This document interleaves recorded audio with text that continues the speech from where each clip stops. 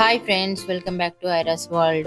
ఈరోజు అయితే నేను దొండకాయ పచ్చడి చేస్తున్నానండి. మా పెరట్లో కాసిన దొండకాయలతో అయితే దొండకాయ పచ్చడి చేస్తున్నాను.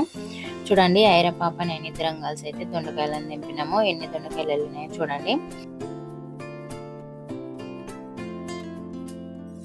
దొండకాయ పచ్చడి చేసుకోవడానికి ముందుగా దొండకాయలను నీట్గా కడిగి ఈ విధంగా ముక్కలుగా కట్ చేసుకొని పక్కన పెట్టుకోవాలండి. ఇప్పుడు ఒక కడాయి తీసుకుని అందులో కొద్దిగా ఆయిల్ వేసుకొని ఆయిల్ వేడి చేసుకోవాలి. ఆయిల్ వేడెక్కినాక పచ్చిమిర్చిలను వేయించి పక్కన పెట్టుకోవాలండి. ఈ పచ్చిమిర్చిలు గోల్డెన్ కలర్లోకి వచ్చిన తర్వాత తీసి పక్కన పెట్టుకోవాలి.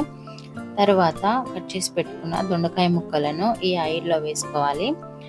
ఒక 2 టమాటా ముక్కలను కూడా ఈ ఆయిల్లో వేసుకోవాలండి. కొద్దిగా సాల్ట్ కూడా వేసుకొని ఒక 10 to 15 మినిట్స్ వరకు లో ఫ్లేమ్లోనే ఫ్రై చేసుకోవాలి.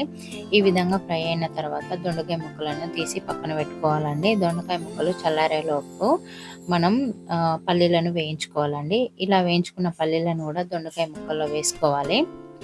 ముందుగా వేయించి పెట్టుకున్న పచ్చిమిర్చిలను కూడా ఇందులో వేసుకోవాలి. ఒక 5 వెల్లుల్లి రిబ్బలు, ఒక స్పూను జీలకర్రను కూడా వేసుకోవాలి. కొద్దిగా చింతపండును కూడా వేసుకోవాలండి. ఇవన్నీ వేసుకున్న తర్వాత ఈ విధంగా మిక్సీ పట్టుకోవాలి. ఈ విధంగా బరకగా మిక్సీ పట్టుకోవాలి. ఇప్పుడు దొండకాయ పచ్చడిని మనం పోపు పెట్టుకోవాలండి. ఒక కడాయిలో ఆయిల్ వేసుకొని ఆయిల్ వేడెక్కిన తర్వాత వెల్లుల్లిపాయలు, జీలకర్ర, శనగపప్పు, మినప్పప్పు, ఆవాలు, కరివేపాకు, ఎండుమిరపకాయలను వేసుకొని కొద్దిగా ఫ్రై చేసుకోవాలి. ఈ విధంగా ఫ్రై చేసుకున్న తర్వాత ముందుగా మనం మిక్సీ పట్టుకున్న పచ్చడిని ఆయిల్లో వేసుకొని ఒక 2 to 3 మినిట్స్ వరకు ఫ్రై చేసుకోవాలండి. ఇలా ఫ్రై చేసుకున్న దొండకాయ పచ్చడిని ఒక సర్వింగ్ బౌల్లో తీసి పక్కన పెట్టుకోవాలి. మన పచ్చడి అయితే రెడీ అయిపోయిందండి.